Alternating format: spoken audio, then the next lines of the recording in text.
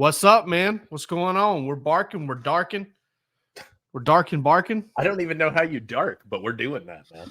Boy, I'm in bad shape for some reason tonight. I went live, didn't go live earlier. Like I tried to start the show like a minute ago and just completely jacked it up. But listen, I'm going to go ahead and throw the disclaimer out there. Bark After Dark is a deeply unserious show. Watch show at your own discretion. We may or may not talk much about Georgia football, but probably will talk a little bit about Georgia football tonight because we've got Georgia legend Brandon Kublanow on with us tonight.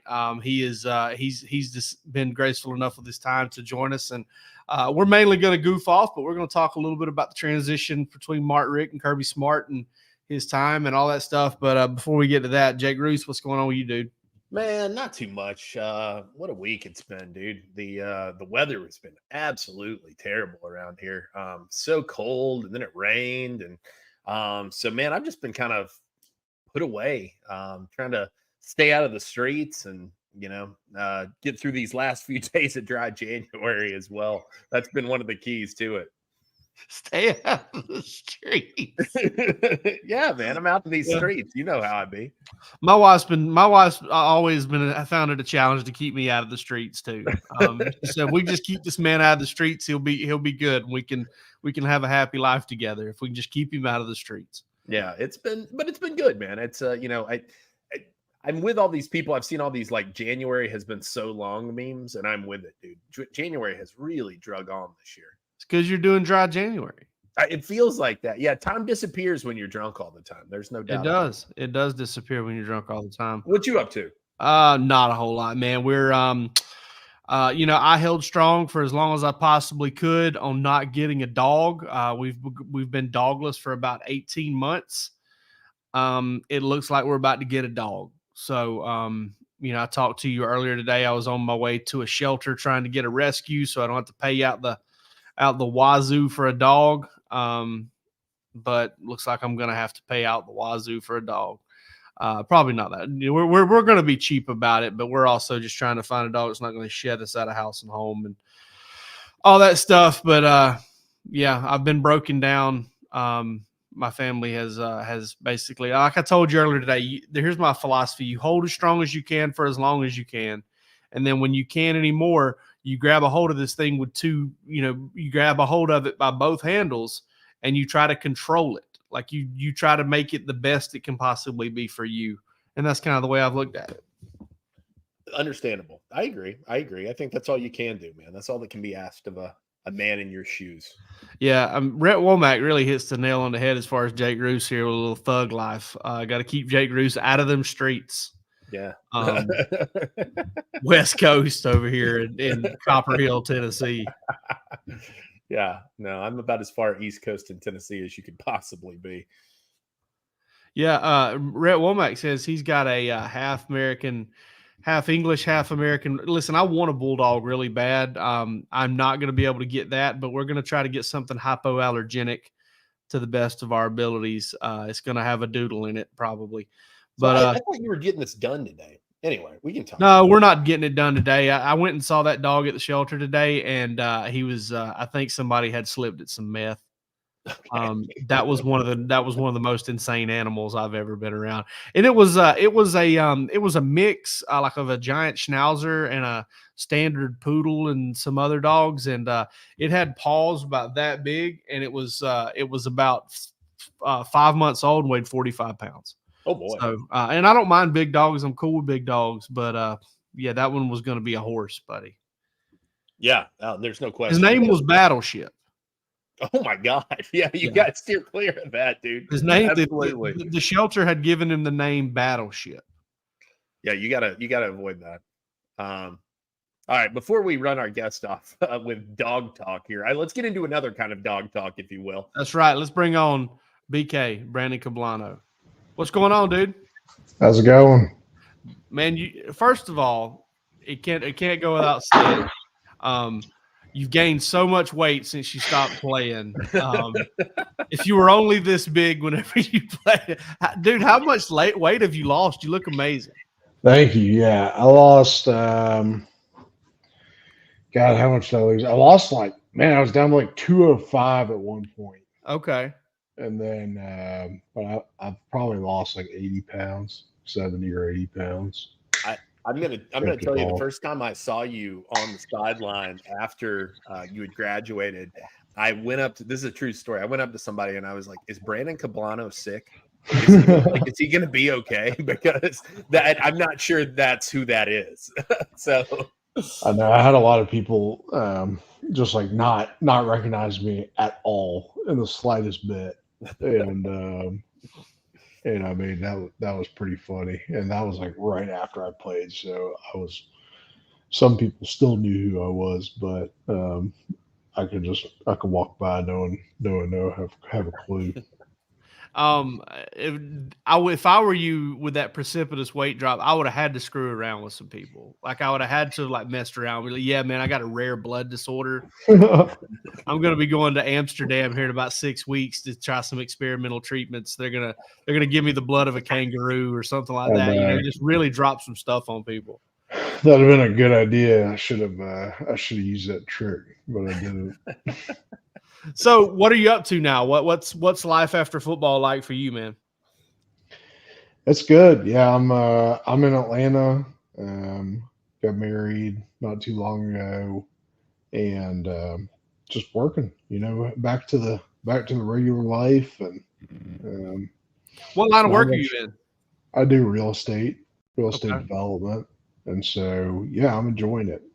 Started a company 4 years ago. And just growing the company and having fun and nothing crazy, nothing exciting. I can tell you that. Are you like focused in any specific area in terms of like, I mean, residential, commercial, but also like in the Atlanta area? I know you're a Walton guy, so you kind of up in Marietta.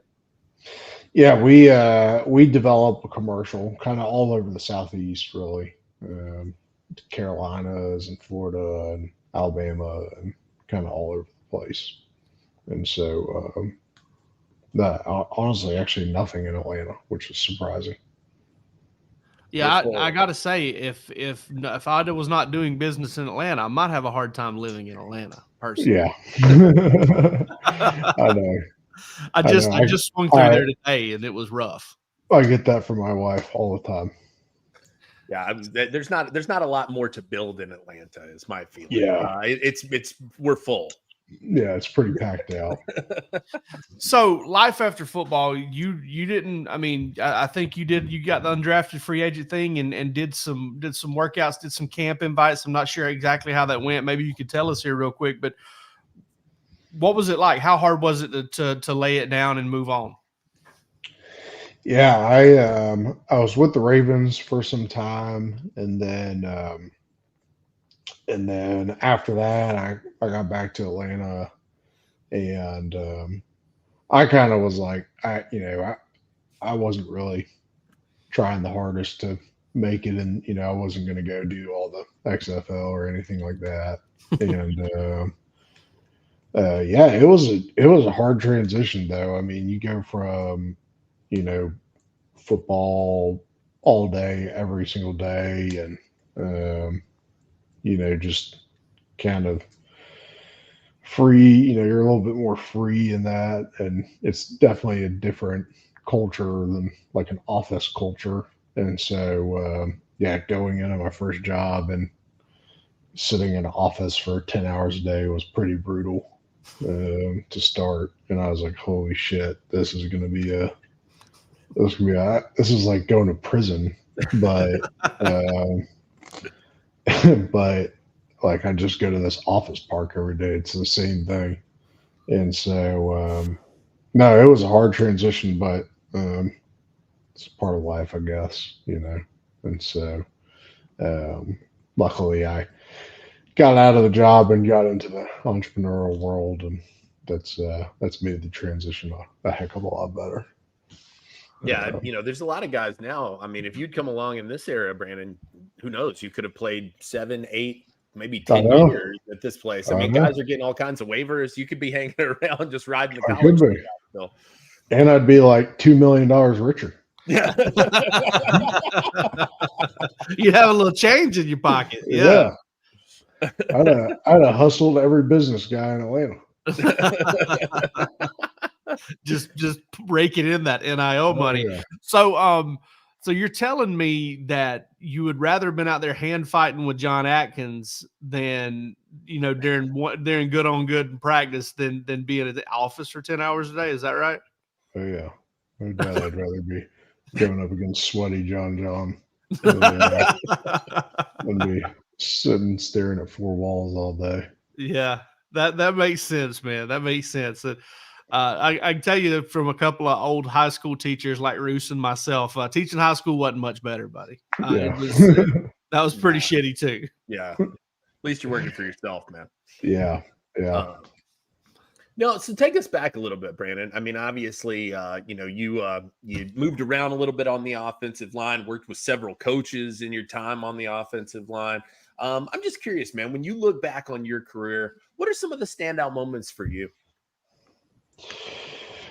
Gosh, I don't, every time I talk about Georgia football now, I'm like, I mean, it was like the best 4 years of my life, no doubt. But I'm like, man, we were the four shittiest years. It's like 20, you look back at it now, it's like 2013 or 2012, lost Alabama the SEC championship. And then year after I leave, we got a national championship. But I mean, really, I think the highlights of playing were just being with the guys. I mean, it's like I think if I miss, and I think I asked like all my buddies that I'm still close with today, like you ask them all what they miss is just hanging out with the guys. I promise you, no one misses hitting at all or practices, but the team and camaraderie. Those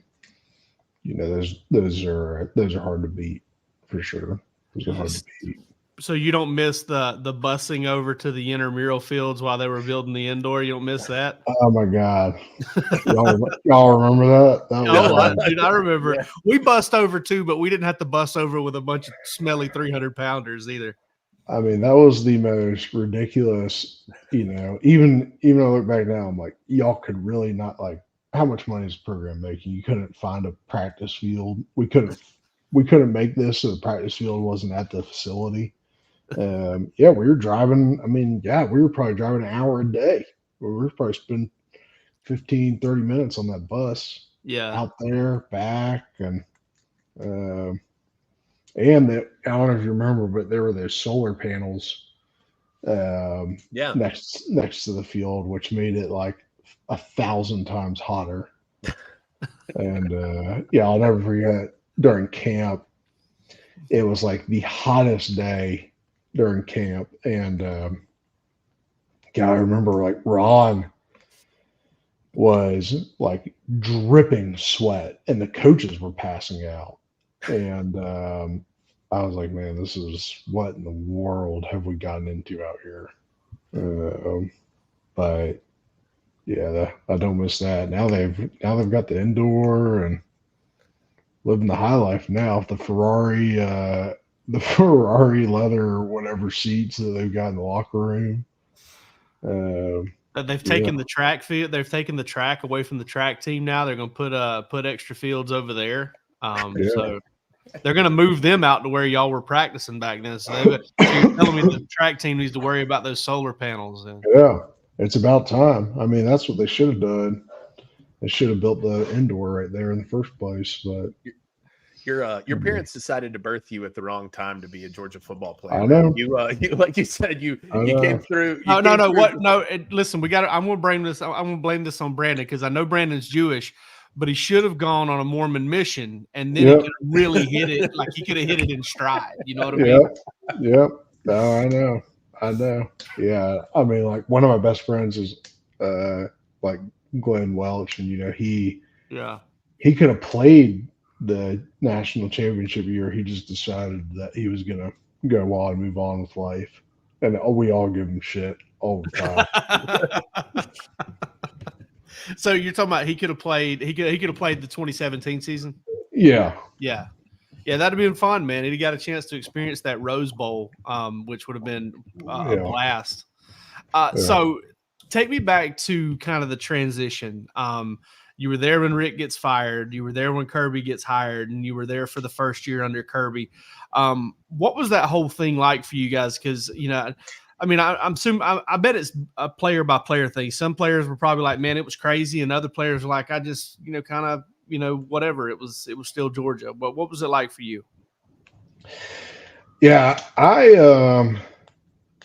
if anything, I felt like it was like being in a household the last year with Rick where like you got crazy, you have like a crazy step sibling or something and people are running all over the place, to coming home with Kirby. You know, it's like just a big change in the program. And I mean, you know, I love Coach Rick, and but we all know there was a lot of stuff happening those last year or two in the program, just facilities and staff, and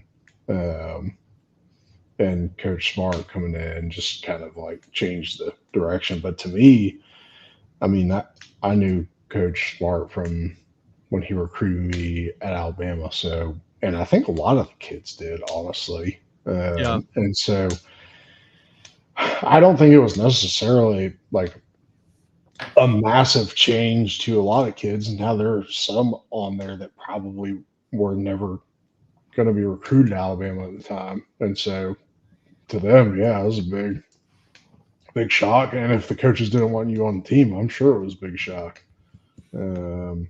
But yeah, I thought it was a smooth transition, and we were young. I mean, we had a young team his first year. I think we had Eason was our quarterback, and had a lot of young players that ended up being really, really good. Just had a young team, and just he was getting in the new culture. Yeah, I mean, I guess you know, can you kind of compare the styles? I mean, obviously, like you said, they're two different kind of. You know, Rick, I think people who've met him would say maybe a bit warmer, maybe a bit more amenable, maybe more of a shake hands and kiss babies kind of guy. Kirby Smart, really not too interested in kissing your baby. Yeah. I think the big differences were, I think Coach Smart was just so like everything Coach Smart does is very calculated, and you know, it's like every minute of every day is scheduled, planned, and executed in some sort of fat. It's, you know, it's almost like being in the Army to an extent. And yeah, it just wasn't really the way with Coach Rick. And nothing against, you know, it's nothing against Coach Rick. That was just his style of, and like I think times just were changing, and like in college football too. I mean, you know, it's like you're going from, I mean, you know, these are like the small things, but you think about like our freshman year at Georgia, we were getting the most we could get from food from the program was a bagel and a PB. Like that was it. Bagel and cream cheese. That was like the allowed list to Coach Smart. There was Chick-fil-A breakfast every morning, you know, and it's like just like a total, and I mean, I know that's food stuff, but like just everything was a dynamic shift, I think, just in college football in general as the years went on. You're not the first guest of this show who was around during the transition who has also brought up the food differences. Davin Bellamy brought up the I believe now the infamous Jeremy Pruitt blow up about no wonder our guys can't gain weight. This is you're giving them snacks. Yeah. And I think he even mentioned one of them got hurled across the room at one point. It was actually a pretty funny story. So it wasn't really serious. In hindsight, it's very funny actually. So yeah. No, yeah. I mean, we talk a lot of Pruitt on this show. Yeah, we talk a lot about. I'm sure. What's he doing? He is. I believe he's helping his dad's a high school football coach, and I believe he's just kind of taking it easy, you know, doing doing the. I mean, he made a lot of money doing this thing, and I think he's just kind of taking it easy. I think he'll be back in the college game at some point. I know he had a chance to take some head high school coaching jobs this past year, but I think he might be a little bit hesitant to do that because I think he wants to get into like an off-field role on a staff. And I mean, listen, there may have been some shenanigans and some frustrations over kind of the way things were going there at the end of Coach Rick's tenure. Listen, it was 15 years. It's hard to keep that bicycle, driving perfectly for 15 straight years. But and Coach Pruitt wasn't used to losing, but I think everybody would agree he was a damn good football coach. Oh yeah, I mean a lot of the change that happened at Georgia was because of him. I mean, right? Like had he not come in and kind of almost like shake the tree, I mean, how many more years were they going to let Coach Smart be on, or Coach Rick be on? And what would have happened to, I mean, like that, I mean, those 2 years, they were, everyone in the country was calling Coach Smart to get him a job. So I think he, did he go about it the right way most of the times? Probably not, but he went about it. I mean, he knows how to win, and he's a great coach. He just didn't always practice the best things. So I want to ask you this one before I forget, because I've meant to ask you a couple times and I keep forgetting. What was it like playing for Georgia fan favorite, the legend, Sam Pittman? Oh yeah, Coach Pittman was the best. The absolute best. I think I only had him for like a year, but I mean he loves on everyone like you're his son. He he doesn't have any kids, and so he's about as good as they come, and he's one of the best coaches out there by far. I mean, and I think everyone I know still roots for him. Everyone I know wants him to be successful at Arkansas, and I know whenever we get to watch his games, we watch them, and we're always rooting for Coach. But he's salt of the earth, good guy, good recruiter, good coach, and good figure in people's lives. Now, am I mistaken that you had to, I believe it was the year that you were under Pittman that you had to transition to center, right? I went to center. I went to center when Rob Sale came. Okay. I couldn't recall the time frame on that. Yeah, I think I went to center. Yeah, my junior year I went to center. How difficult was that transition for you to go through that and just experience that? Because I mean, look, everybody knows that's not an easy position to play. I know guard's not either, but you've got another responsibility on your hand with snapping the ball. Yeah. No, it was tough. It was really hard, and I wasn't the best snapper in the world. So it was really hard. But hell, I mean, had I not done that, there's no way I would have played. I mean, even in my senior year, I was like, how the hell am I still playing? Like Isaiah Wynn was my backup. Sure. He was my backup my junior year. And I mean, Zay, obviously he's by far a much better football player than I am. And so I was just fortunate to be in the position I was, but that was a hard transition, but one that I enjoyed. I mean, I liked kind of being the little quarterback of the line and running things, and it was good. Especially helped in my senior year when Eason was there, and my junior year too when we had 15 quarterbacks. Phaeton Baton. Yeah. As Coach Pruitt once referred to him. If I remember correctly, playing center involved a YouTube video. I think didn't you like between spring and camp have to look up on YouTube a different way to snap the football? Yeah, because I couldn't I just couldn't figure it out. I couldn't get the spiral right, and so I was just Googling that online, and and I found a way, just kind of over the top. That's So how the I ended knuckleball up back there. the knuckleball, and ended up being good. But I mean, it's funny. Like I don't think a lot of people realize like if you really watch a center snaps, like there are 99% of them, maybe except for like David Andrews, who was like spectacular at snapping. 99% of the snaps are like flying all over the place. I mean, they're all over. Like quarterbacks are playing wide receiver back there most of the time, and yeah, and you can get in your head with that stuff too. Like I'll never forget, like the day before we played UNC. I guess that was Kirby's year. Mm-hmm. In the dome. I like got in my head and I was like, fuck, I don't remember how to snap. Like,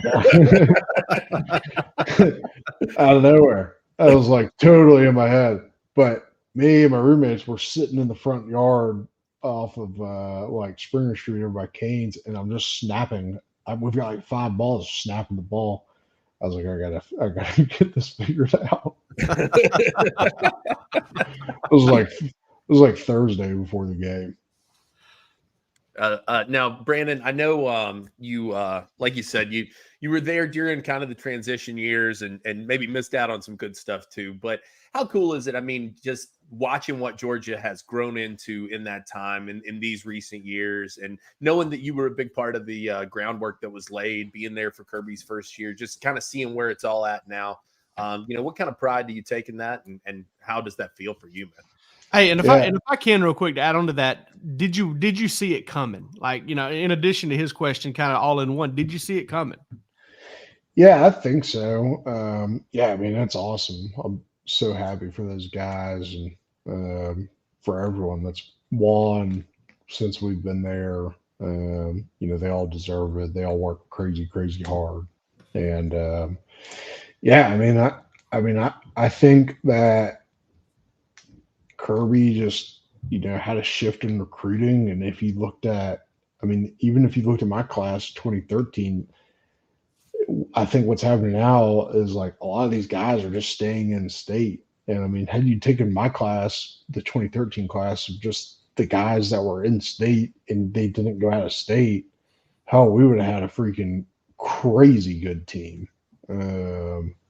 We had some big time players that, Condici brothers and Carl Lawson and all those guys had offers from Georgia. Just we couldn't recruit or we couldn't pay like the rest of the guys. All right, so we ask in closing here, we ask everybody the same 2 questions to kind of wrap it up. And my question is always, listen, you're dead and you're standing above your own body. You get a chance to plan your own funeral. Who's giving you the homecoming? Who's eulogizing you? It can be anybody dead or alive. Who's getting a chance to send you into the afterlife? Oh man, who is giving my speech? I don't know. Maybe old Greg. Maybe Greg Pike. Okay. Oh, yeah. I haven't seen him in a while, but I feel like he'd just really bring it home for me. Do you even know what he's doing now? What is old Pike? Yeah. He's coaching at his high school back up in Maryland. He's engaged. Yeah, Boys Latin. Engaged. I think he's getting married pretty soon, coming up. And so I haven't talked to him in, I don't know, a few months or so. But no, he's doing good, though. Good. That's good to hear, man. Yeah, that's awesome, man. Pike was you guys were bringing it for all the redheaded guys. So I know they were loving that out there. Brandon, my question that I ask everybody, and I'm curious as to your answer here, is what is the worst hotel room that you've ever stayed in? Oh, this one's easy. When we played Ole Miss, I don't know where the hell we stayed, but it was like the freaking middle of nowhere. And that was the worst hotel I have ever been to in my life. and the worst food I've ever had in my life. It must have been like 45 minutes outside of Ole Miss. I don't know. And Coach Rick loved to do that shit where you'd stay like an hour outside of like where you played, which made absolutely no sense. What year would that have been? Was it because I know y'all played at Ole Miss? No, I guess that was Smart was there. I guess there was probably just no hotel. Okay. Yeah. They've got the same problem as Athens does for probably opposing teams. It's hard to find one in town. Yeah. But yeah, I couldn't remember if they had one in I couldn't remember if y'all played Ole Miss in 13 or 14.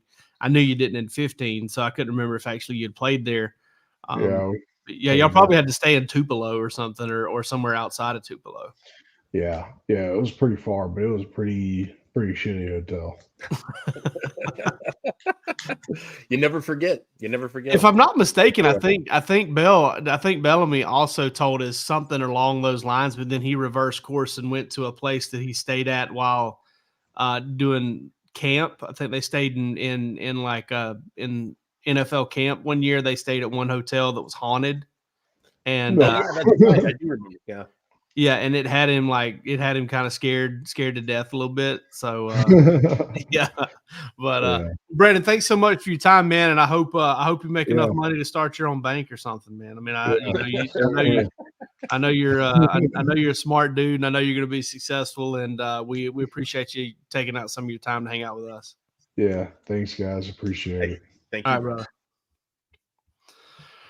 Brandon Kublanow. Listen. You got to love offensive linemen.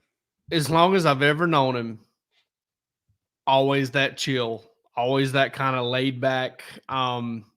Just I don't know, man. That cat's never going to have blood pressure problems. Yeah, sure. No, not like that. Absolutely not. How just measured and easy. But I got to tell you, man, he looks good. Like he looks happy. He does. Kabano was one of those guys you would see him around the building and you would be like, that dude is pissed off all the time. Like he had a snarl to him almost. When he was playing at Georgia. Strong son of a gun too, like so incredibly strong in the weight room. He had to be, right there. I mean, probably sub 6'2", probably, maybe around 300 pounds, like 295. But did some good things at Georgia. To me, probably played on one of the better offensive lines in Georgia history, that 2014 crew that everybody knew it was Todd Gurley, Nick Chubb, or Sony Michel running the ball, and nobody could stop it. Sure. And Georgia just kind of ran it all over everybody that year, went 10-2, probably should have been better than that, had the little slip-ups against South Carolina and Florida. But, hey, man, there's a reason he got a chance to play for Kirby, and it's because things didn't just, light it up under Rick there at the end. And to be center too. I mean, to be elevated to that position and the responsibility that comes along with that. That's why I wanted to ask him about it, because I mean, you don't see that just a ton. Most of those guys, Georgia right now has got a center pipeline kind of rolling in terms of setting guys up for the next one. You don't see him pulling over a guy who's been playing guard for 2 years and putting him in a spot like that. So, yeah. Well, for now, everybody gather around. Grab your video cameras. We're jaking off. That's what we're about to do. We're about to get going here. Hey, listen, we were talking about the dog thing earlier, and, I've never really have to ask you this.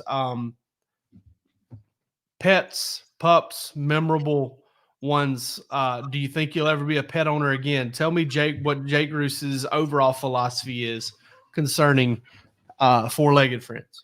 So I would say that I am a bit. Animals to me are like children. They're not. I'm okay to interact with other people's. I don't necessarily want my own. You know what I'm saying? Like I'm cool to hang out with your dog, pet your dog. Come over, feed it. But for the most part, perhaps it's pure selfishness on my part that I don't want to take the time to do that at my own home. Also, too, I'm just kind of like in and out a lot. I feel like I'm not always around the house. And so I don't want to be one of those people that brings the dog everywhere. I don't like that. It's not my favorite thing.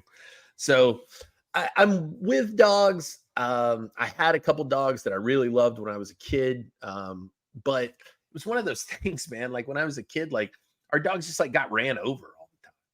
And they were outside dogs. And so they were and I've told my parents this, like my mom and stepdad, when I was a kid, we only had outside dogs. Now they have 3 dogs that live inside the house and 2 outside dogs.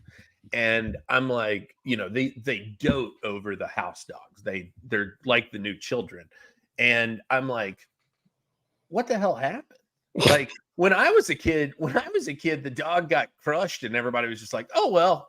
And I was like, oh my God, like it devastated me. I was hurt by it, but I'm sorry that your dogs got run over, but I'm also happy that experience was for somebody else, because it also happened to me several times. And just the outside dogs, they get out, they get out by the dirt road and they chase cars, and sometimes they get got, and sure. But yeah, I mean, I always wondered if that made me white trash that my dogs got ran over. I think it does. I think, but I'm telling you that I'm also in this as well. So yeah, don't feel so bad about it. Yeah, I'm more like redneck white trash. You're hillbilly Tennessee white trash. Yeah, so. Sure. You're North Florida white trash. Oh. All right. So my question for you is in regards. Well, I just blanked on it. I had one. Oh no, I remember it. Here it came back to me. So somebody asked me this question. Kids. We're almost out of the first month of the year, but I am curious. I feel like we're still close enough to 2023 to ask this question. What was your biggest accomplishment of last year?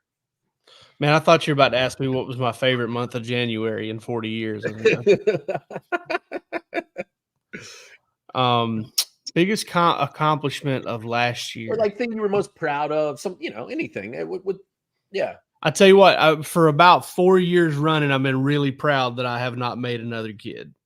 Yeah, congratulations. Yeah, I think I think I deserve a pat on the back for that. 4 years running, no kids made by me, which is a good thing. I don't know, man. Gosh, it really caught me off guard with that one. Because if you'd asked me this last January, I'd have said, moving into a new house and buying a new house, or getting a job with 24 or get 20. A job with On 3. Yeah, I don't know, man. It's I will say professionally, one of the things I want to develop in was kind of get a little bit more into the recruiting space and get to the point where, you can get a hold of the high school kids, get some scoop every now and then. And that was something I really got out of, working at 24/7 and being strictly a team beat writer. But with Palmer doing as much as he does as far as covering the team day to day, I've been able to kind of dig into the recruiting spaces a little bit. And I was able to kind of scoop some stuff out this year and kind of help Rusty out in that way from that perspective. But yeah, I would say not making any babies and being a better recruiting reporter, I think probably my proudest moments of this year. Yeah. Or maybe starting Bark After Dark. Maybe we get sure. We did start Bark After Dark last year. We did. We started it in February. We actually got the 1 year episode, 1 year anniversary episode coming up. And I don't know if everybody knows this yet or not, but we've got former Secretary of State Condoleezza Rice coming on. I don't know why. I just think of the first name that comes to mind. And it's almost always a political figure. Yeah, we've got the guy who voiced the characters of Fraggle Rock joining us. Who is that? I don't know. I'm sure it was somebody. Probably Jim Henson, if I'm guessing. Yeah, you normally obscure names like that. No, I'm surprised I don't, to be honest with you.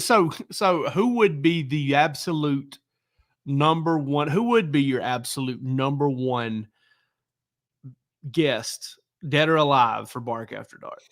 Oh man, that's a tough question, Jake. I mean, one of them would definitely have to be Chuck Dowdle. To know Chuck Dowdle came on my show would blow my mind. Like I feel like we've talked about it on the show. I love Chuck Dowdle. I grew up watching him, the first time that my family really kind of accepted the fact that I was working in this space was when I told them I was going on the radio with Chuck Dowdle. And they were like, oh my God, Chuck Dowdle, incredible. Like you. So I think that they didn't think I was crazy anymore at that point. I'd love to get, boy, that is a tough question. I mean, I just because of what I would honestly, I would love to get Kirby on this show.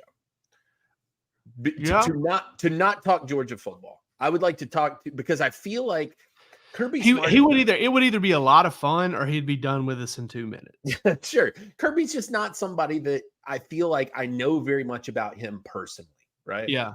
He's so football, and it's like the whole time I've been coming up, really in college, even like the whole time I've been aware, Kirby Smart has been football focused. So I would really just like to kind of chew the fat with Kirby, man. I'd like to see, I think he's probably a pretty cool guy. I don't know if you get him away from that and I don't know, that would be he'd be one of my picks for sure. Yeah. Dead or alive. I think we could chop it up pretty good with Anthony Bourdain. Oh, I would love to talk to Bourdain.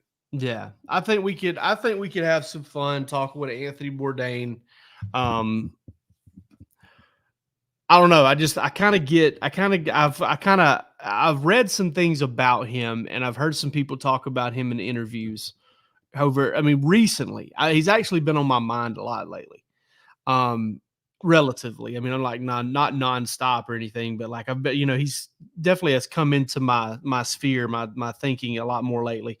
And a lot of the way people talk about it, I'm kind of like, you know what? I think he could find some fun in people like us. Like people that just that don't take themselves too seriously. And he was always kind of a big advocate for the service worker and kind of what I am too. I mean, hell, I'll give bad service a $20. I'll be a 20% tip most of the time, just because I've done it before and it's hard work. But our man Evan Grimes, he was chowing on some pasta. Absolutely, brother. Absolutely. You're excused for being late. Well, you're good to go. But I think Anthony Bourdain would be a lot of fun on here. Nah, Bourdain would be amazing. There's no doubt about it. He'd really wig some people the hell out if we got him on here right now. Who's somebody who's another with a seance perhaps. Another one that popped up tonight and somebody that I unfortunately, and I don't know why he'd been off of my mind, but somebody mentioned his name and I hadn't thought about him in a long time. It's John Madden. Okay. Boom, he's on his back. Dude, listen, you do not know the hours that I put into Madden 03, Madden 04. Played the ever-loving shit out of him. And that's when he was still on commentary for the games. And it was, that stuff is burned into my memory. So, it's like those Lee Corso sayings from NCAA 09. I'll bet dollars to donuts, like that. Yeah. Madden would be amazing. I said tonight when I heard his name, I said, man, I miss John Madden. John Madden was like a seminal voice in my life. Reminds me of the time when a common friend of ours and myself at about 1 o'clock in the morning decided, hey man, you want to get Madden? Yeah. We went to Walmart and we spent about 30 minutes walking around the whole store at 1 a.m. trying to find an employee to unlock who then in turn had a hard time finding the keys to unlock the thing to sell us Madden.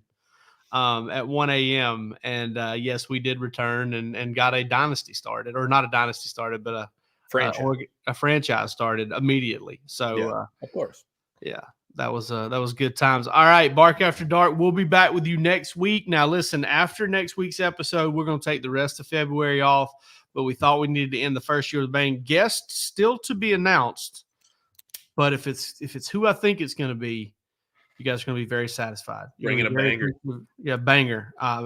We've got two guys in mind, actually, and whoever doesn't come on next week will kick us off in March. But you guys need to make sure to check that out. And also, we've got the Georgia show, AM, Tuesday and Thursday. Rusty and I'll be with you tomorrow morning, and then again on Thursday morning. But for this episode of Bark After Dark, we're out of here. See ya. Woof woof. Oh.